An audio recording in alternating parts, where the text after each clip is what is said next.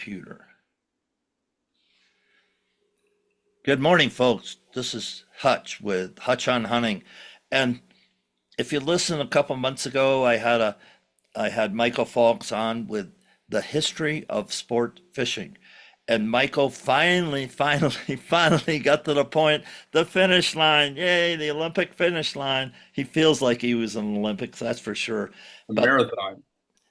the history of sport fishing is live, and that's what we're going to talk about. We're going to talk about the next 45 minutes about the history of sport fishing.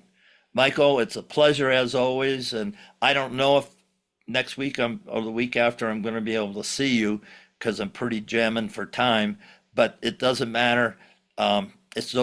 Always a privilege to be with an icon in the long range fishing out of San Diego. Well, thank you, Hutch. I appreciate you having me on the show again. It's a pleasure to be here.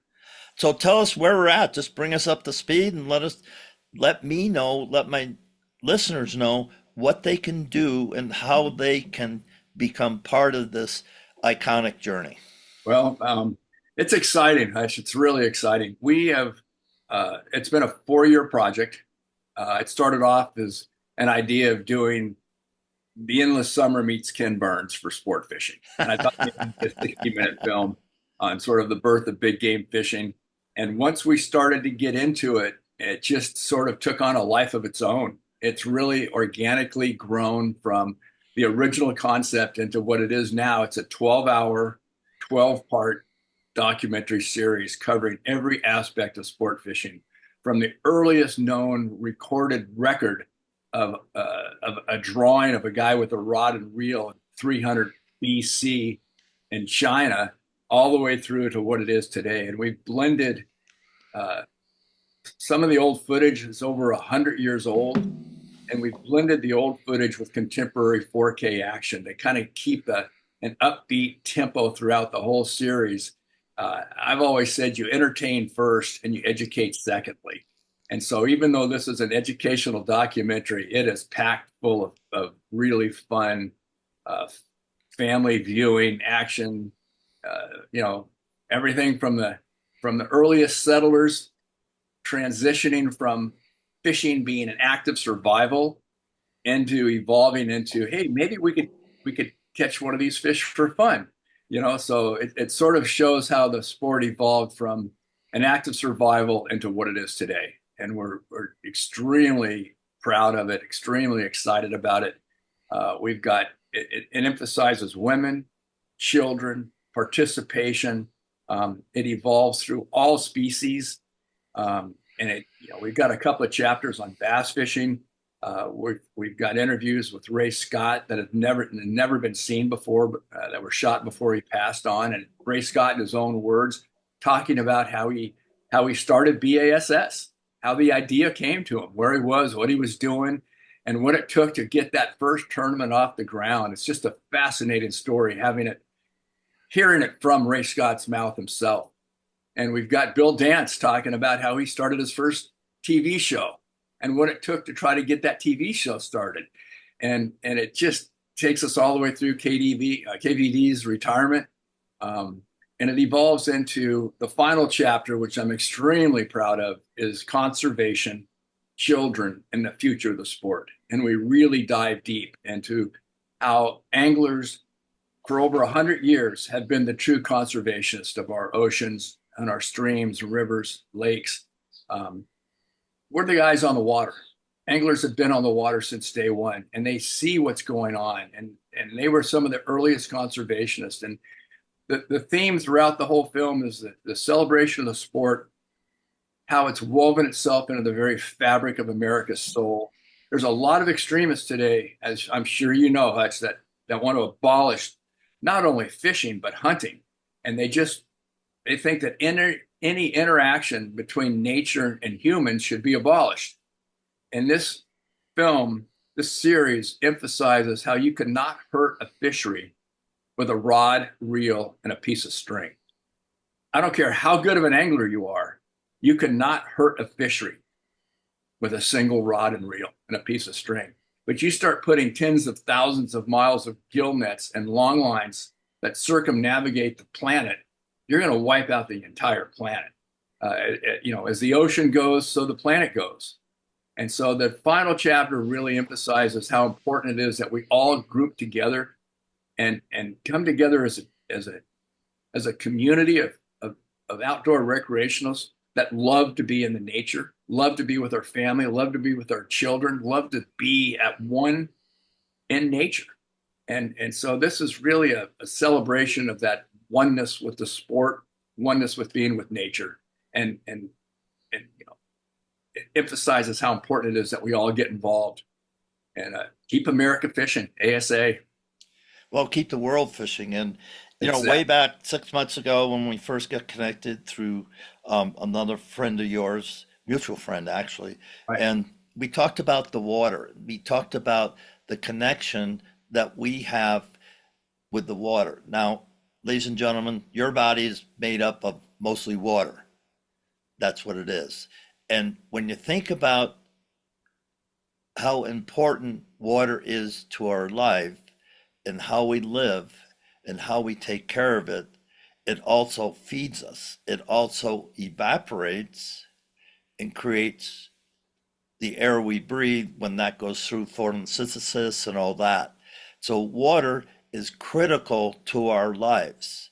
And the biggest thing now, and yes, in the hunting community, we're fighting. Colorado's got an initiative to ban cat hunting coming up in November.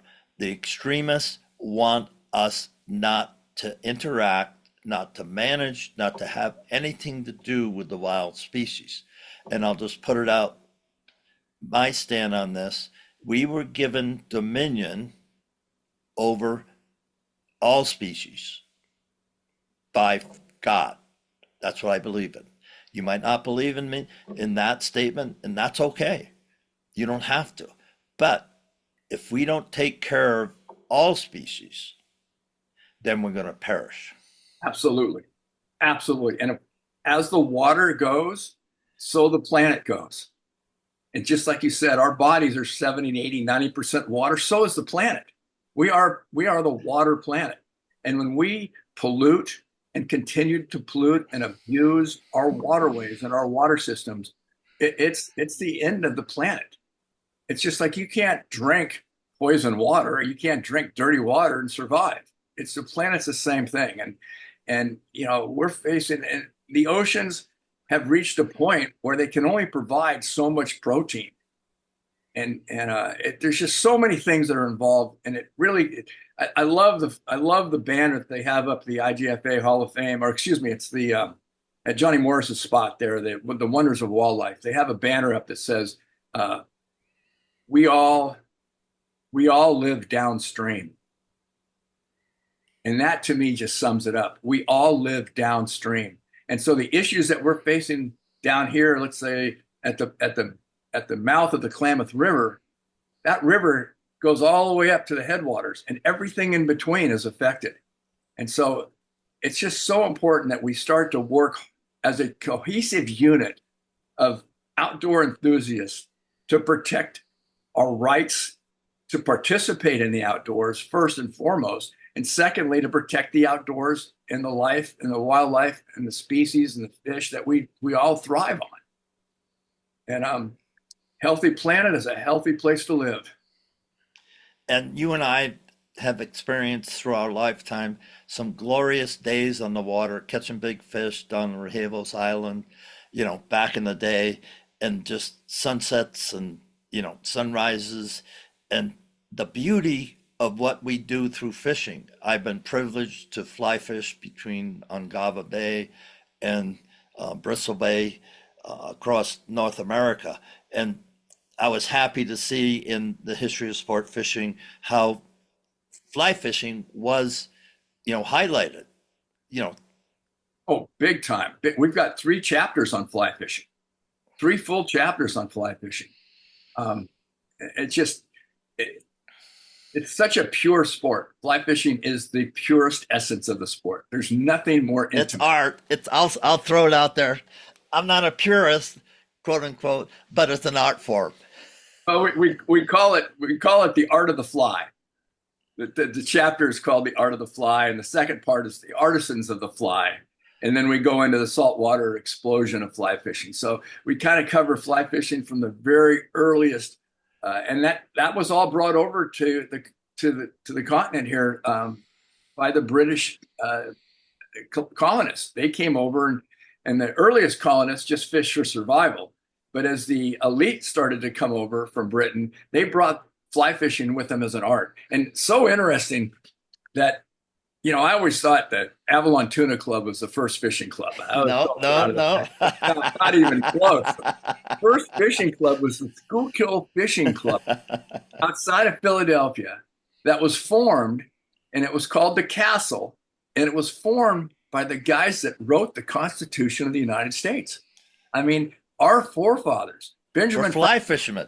yeah, they were all fly fishermen, and they had this little fishing club set up. It was called the Castle, where they could meet and talk about fly fishing. Because if they had met in an open, if they'd met in the open at those times, they would have been hung for treason, because they were there writing the Declaration of Independence and the Constitution under the guise of it being a fly fishing club. And today it's still in existence. They've got meticulous records, and it's just an amazing story to see that the Schuylkill Fishing Club, nicknamed the Castle, was where Benjamin Franklin and the boys got together under the campfires at night and talked about writing the Declaration of Independence and the Constitution of the United States. I That's wonder how what it kind made. of cigars and whiskey they were drinking. Yeah. So it's the sport. I've loved the sport. Like you talked about being at one with nature and being at one with the water. My earliest memories are with my dad, my grandfather, my mom, my grandmother taking me fishing before I could almost walk. And it's fishing has been my connection to nature since my earliest memories. And it's just been such a gift. And you said, like, the water calls my name. And I think that water, that sense of wanting to be at one, or to experience nature in its fullest, is within all of us. And today it's mostly concrete and iPads and iPhones and digital screens. And it's so important that we connect with nature. Flip Pallett does an interview with us on this thing, and Flip was a huge, probably one of the premier. He had this the show called the Walter K. Chronicles back and out of the Keys. One of the most respected gentlemen in the sport. And he said, if you don't love something, you have no reason to protect it. And so we have to make sure that our children are introduced to and can fall in love with nature, because if you do, you're going to protect it. Thanks for saying that. And I shared some pictures of a couple of good trout. We caught up on Gray Reef, North Platte, and Wyoming. And it was my grandson's birthday You sent me trip, those. They're beautiful. and they were good trout. And mine was 5 and 25, and his was 3 and 4, um, and just a wonderful time that I could introduce him to something I've done since I was 10 years old. So that's 68 years I've been fly fishing. 68 years. And it's a passion. But then, you know, living for a while in Southern California, I raced boats out of San Diego Yacht Club and was on the ocean that way and surfed Hawaii and the West Coast and Mexico. So I'm a waterman. And I was talking to, I don't know who I was talking to, but it doesn't matter. I was talking to somebody about back in the 60s and 50s, we had watermen. And what they were lifeguards, and Yep. they were rowers, and they were surfers, and they were tree Paddleboard, yeah. divers, abalone divers, Free lobster divers, divers, everything. And watermen. we just lived in the water. And, you know, if you've ever experienced that in the freshwater or saltwater, you know what I'm talking about. And that's one thing after previewing all 12 chapters, I said, this is me. And I could resonate with it. So, you know, if you're not saltwater fishermen, it doesn't matter. You got bass fishing. I don't know if you had carp fishing in there. I can't remember, but I That know Asian, you, that Asian carp. huh? Asian carp, the ones that jump in Oh my God, they're the insane. airborne. They're insane. Anyway, and then fly fishing, and then of course, one of the icons in the business, Bill Poole and the Ingrid Poole, um, Lepresky, Frank Lepresky, and Dunn. I'm just trying to think of the guys, and I'm going to miss somebody. Don't get mad at me if I miss your name. But when I started long range fishing in '96, it had been going since when did Bill Poole do his first trip to And Guadalupe? he ran his first long range trip out to Guadalupe in 1952 on a boat 52. called Original Polaris, which was a converted ASRV.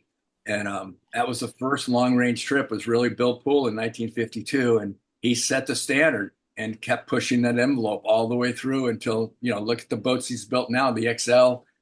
He built half the fleet And at the boatyard. and you know, he was the founder of long range fishing that, you can't get a berth on the boat with the bluefin that are going crazy. You just can't get berths.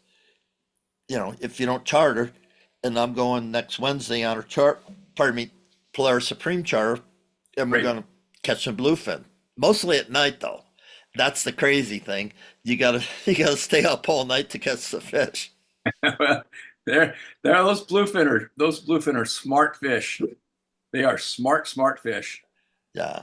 And so it's good. So let's change gears, and as a podcaster, as a person, influencer in the outdoor industry, we use the affiliate program. Let's talk about what you're setting up for people that are interested in being an affiliate for Inside Sport Fishing, ergo Well, History of that, Sport yeah, Fishing.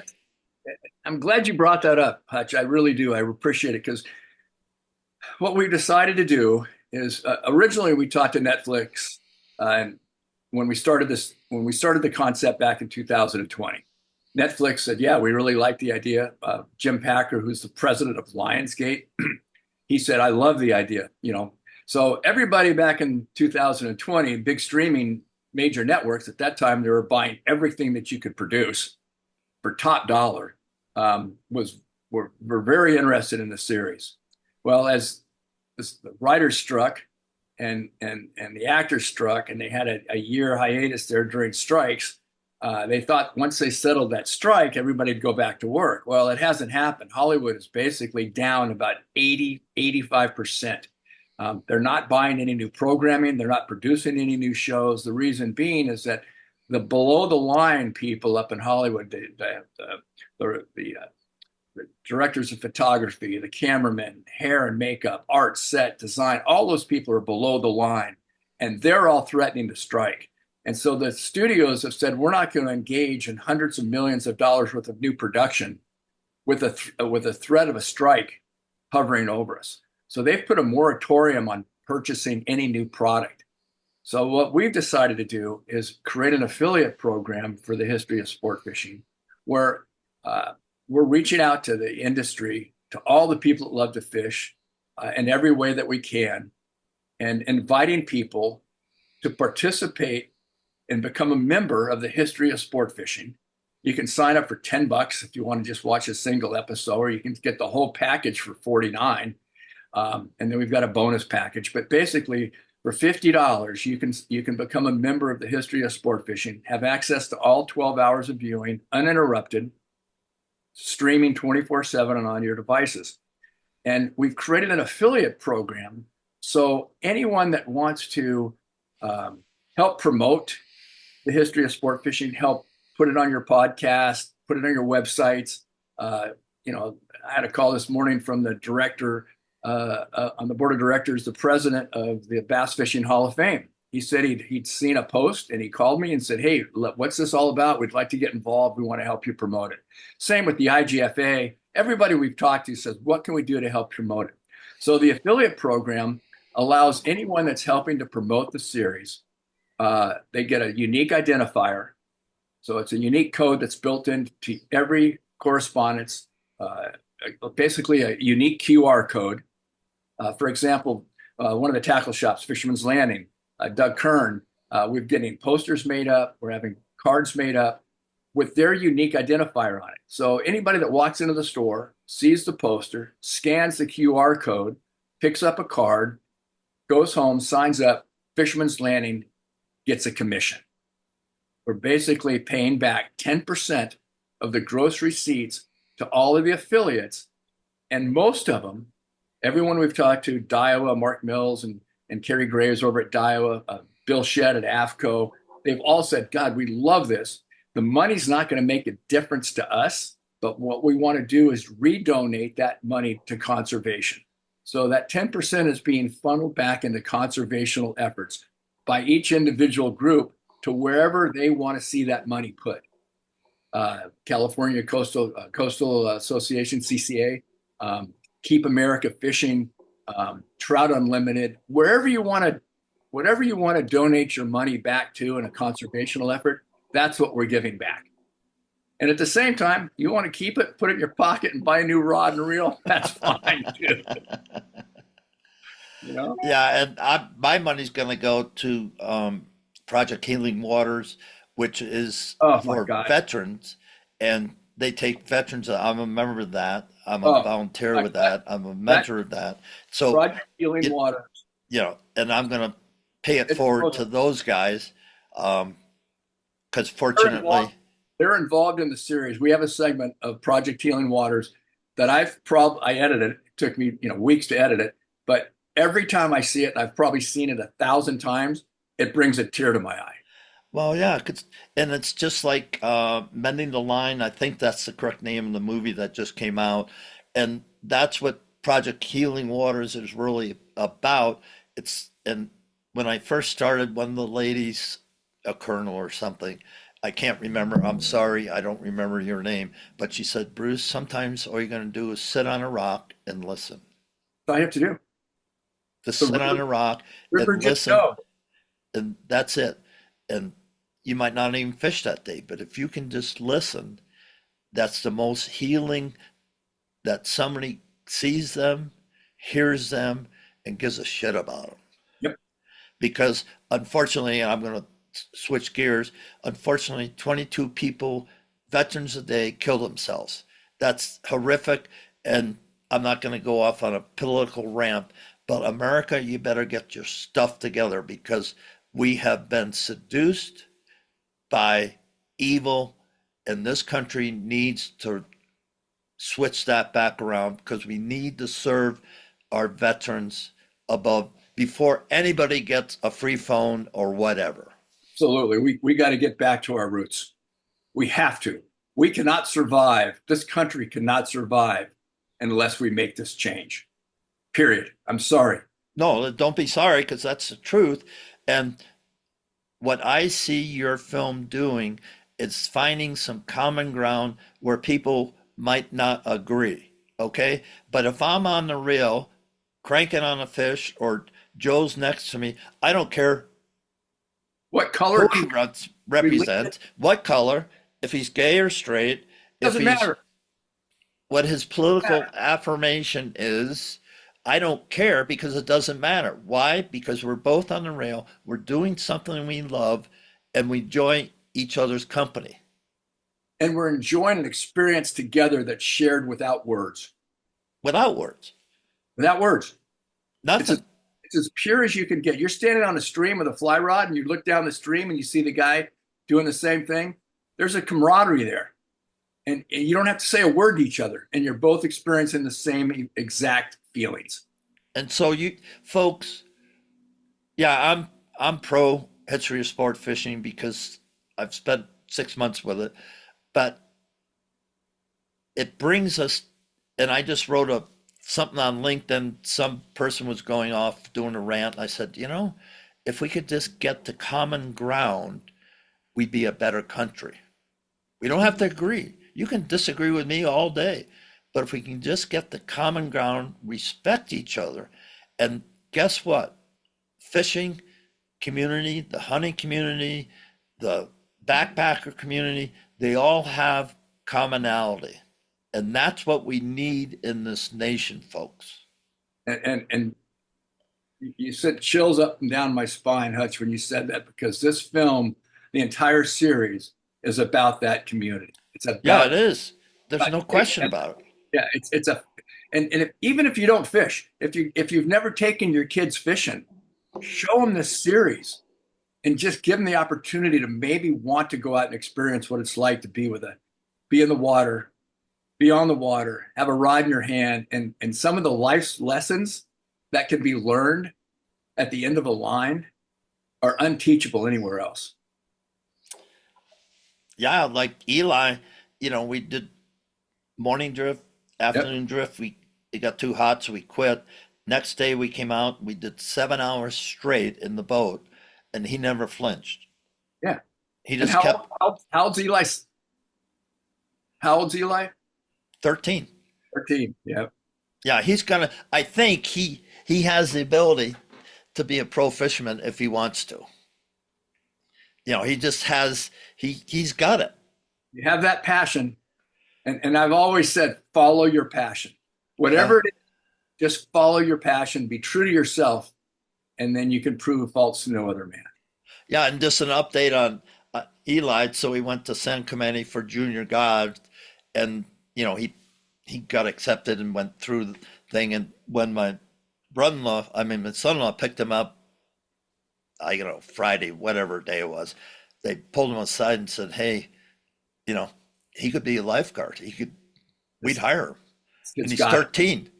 I mean, they're not going to hire him today, but they said he's got the skills and he could do this. So, and Grandpa's proud of that because I was an ocean lifeguard, a air sea rescue and the Coast Guard. I've done some stuff, but that just makes my heart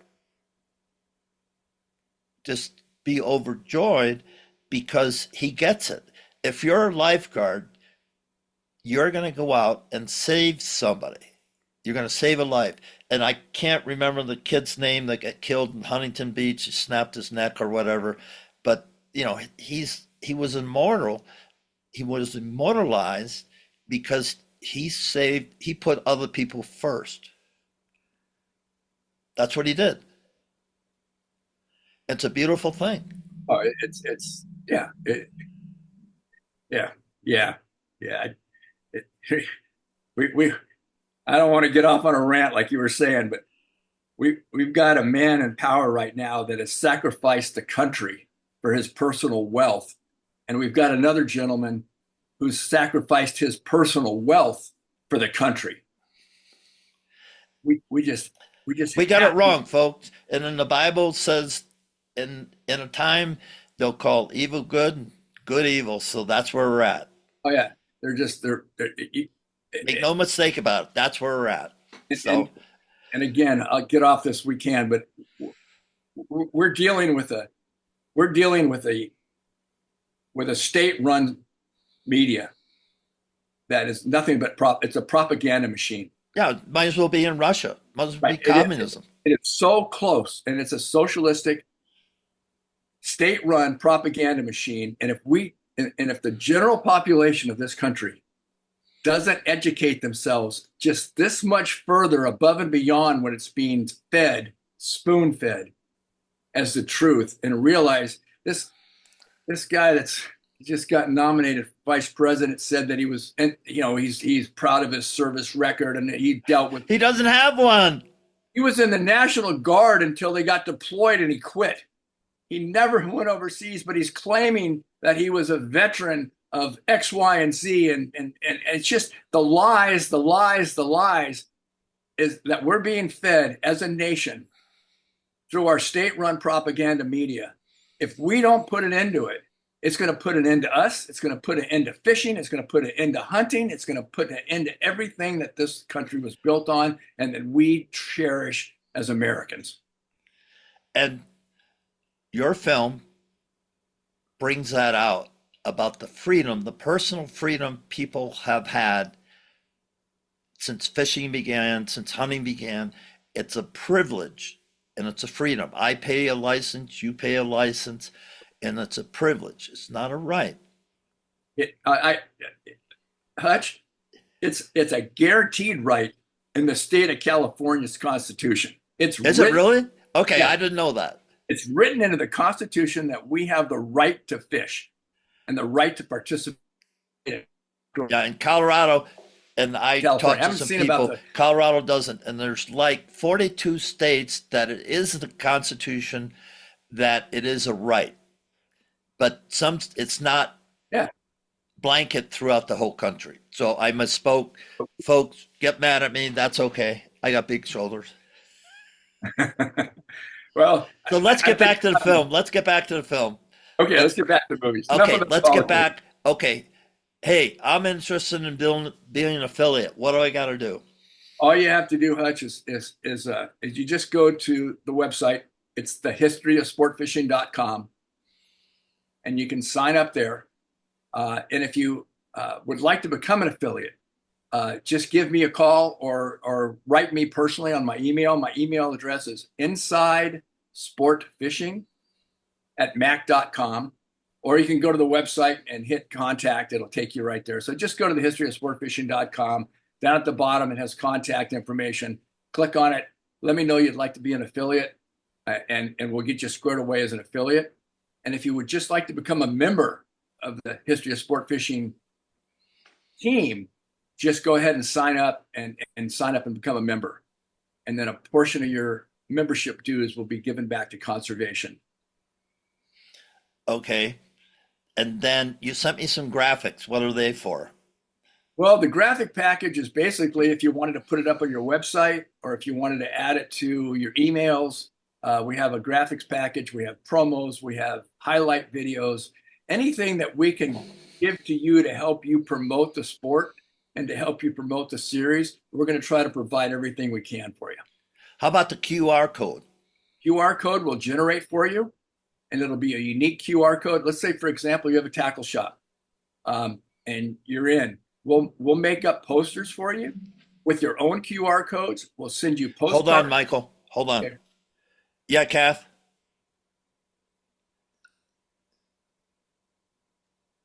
Yeah, I'll be up there in 15 minutes. Are you okay, or do you need me right now? Okay, yeah, I can't see that. I'm doing a podcast. Well, folks, that was my wife. She just had a stroke, so I'm gonna answer the phone. Sorry. That's okay, Hutch. You need to go. You need to run up No, there. no, I'm good. Sure, she's okay. Yeah, she's okay. She's watching Olympics. She said, "You got to see this." Okay, that's what you want to watch the Olympics. All right. Okay, Okay. where were we? Oh, QR code. I'm sorry. What? QR code. How do I get one? Yeah. For example, you have a tackle shop, or anything that has traffic that you'd like to promote the history and inside sport fishing through, or the history of sport fishing.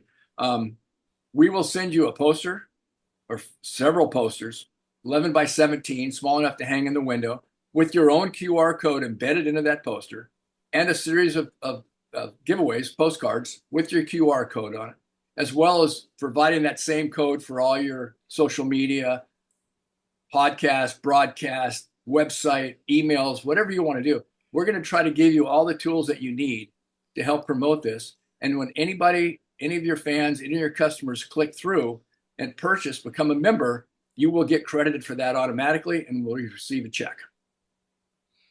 And that's 10% of 10% $50. of the gross sales Yeah, whatever the sale is. of the gross. So it's not a 10% of the profits, because you can do anything you want to with profits. Right.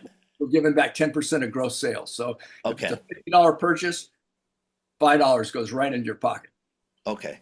And from what I saw, you're paying off monthly at $50. The threshold is $50. $50 for a year, Oh, for a year. full year membership. And you No, get no, no. When my payout that goes on my dashboard, Oh yeah, you don't pay me out till it hits $50. right. As soon as you have $50 worth of commissions, then you get a check. Okay. So, and it'll be net 30. So once, I want to make sure everything clears and all the credit cards get, nothing's charged back. Right. So once all that's cleared, the cycle will be net 30. It'll trail net 30. and every time you reach $50, you'll get a check. So, folks, you'll get a dashboard. Your sales will bank. You're going to get 10% of gross sales, and net 30 is mean you have to wait 30 days for everything to clear, no chargebacks. Then you're going to get a check for inside sport fishing for whatever the gross amount is. No taxes, no nothing. You're just going to get a check. Yep. And there's no contracts, there's no obligations, there's no, you know, this is a grassroots effort. This is capitalism. This is an opportunity. Yes. And the interesting thing is that we mentioned earlier Lionsgate, Jim Packer said, Michael, listen, we can't afford to invest the kind of money that it takes to promote a series like this without knowing there's an audience. And I said, well, Jim, there's 50 million people every year that in the United States alone that buy a fishing license. Not even talking about the hunters, but 50 million people buy a fishing license every year in the US. There's 300 million people worldwide that buy a license. There's an audience out there. And he says, prove it to me. There you go. So when I'm asking your audience, prove to these people in Washington, prove to these people that make decisions that we are a force to be reckoned with, and that we do care about the sport. We do care about the future of our fisheries. We do care about our rights to be able to participate in the outdoors. And you can let your voice be heard by signing up and becoming a member.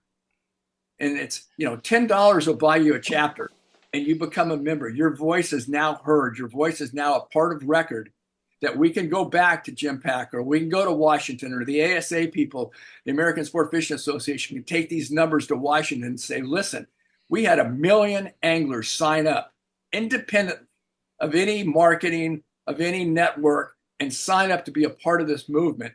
Because let's make this sucker go viral. So, if we get that, if we have that kind of support from within, and you and I are both, Hutch, we've been doing this our whole lives. I call it wheelhouse mentality. When I'm running my boat and taking people out chartering, the only thing I care about is that boat and my passengers, the safety, and the fact that we're catching fish. I can't think outside the wheelhouse. I got to be, from the fuel filters to the meter and finding out what's going on. I don't have time to deal with stuff that's going on outside my life. But in this circumstance, in this issue, and the things that we're facing today as a nation, we have to have our voices heard. And your voice can be heard by simply signing up and being a member, because that membership base is going to that membership base is going to be spread throughout this country, top to bottom, left to right, from the Great Lakes to the Keys, and from the Alaskan salmon all the way down to Baja.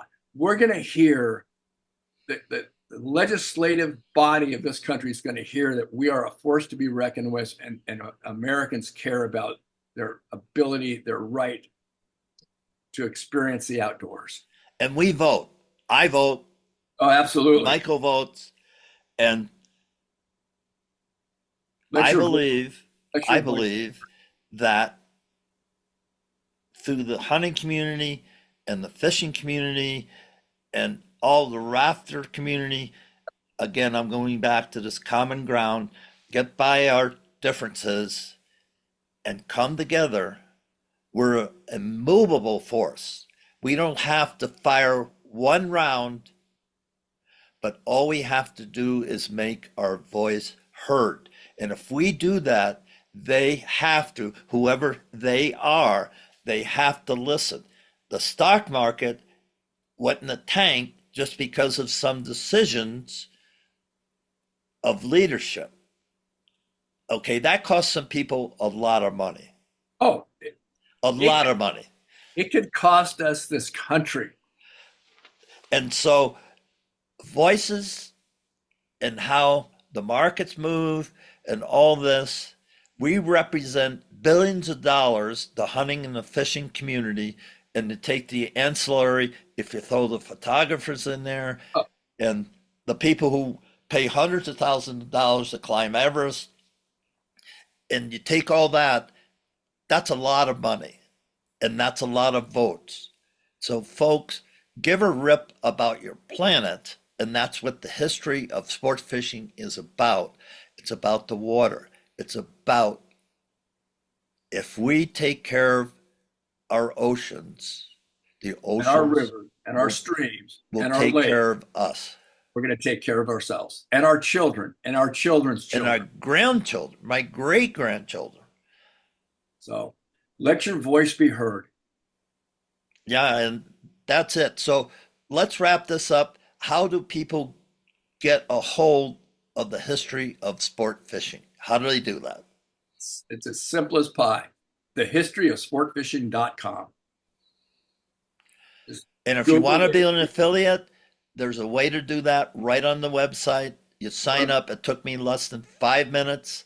The graphics are there, the QR code's there, everything's there, and you just start putting it on your social media. If you only have 1,000 followers, if 1%, if 10 people decide, yeah, that's a good cause, all right, that's maybe $10 that we didn't have before. Because we're a team. And Yeah, that money's going back into conservation, and it's showing the unity. The most important thing, Hutch, is that I just keep saying this over. keep saying it, because it's true.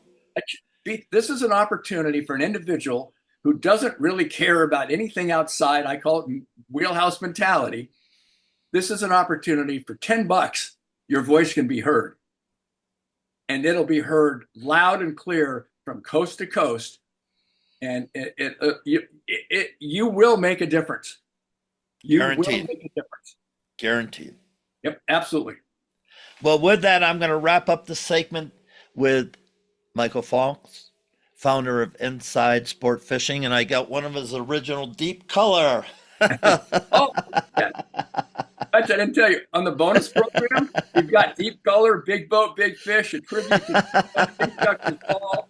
We can Marlon, laugh about that and Michael helped me get started in long range fishing, and I've traveled up and down Rehevos Island a couple of times. Anyway, spent thousands of dollars. Oh well.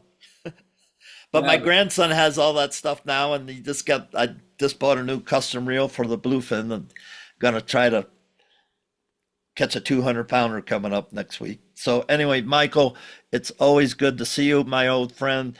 And folks, take a look at the history of sport fishing. It just isn't a 12 chapter. It's about a life that we have, and it's about making your voice heard simply through becoming a member. Thank you so much. This is Hutch saying, everybody have a great day.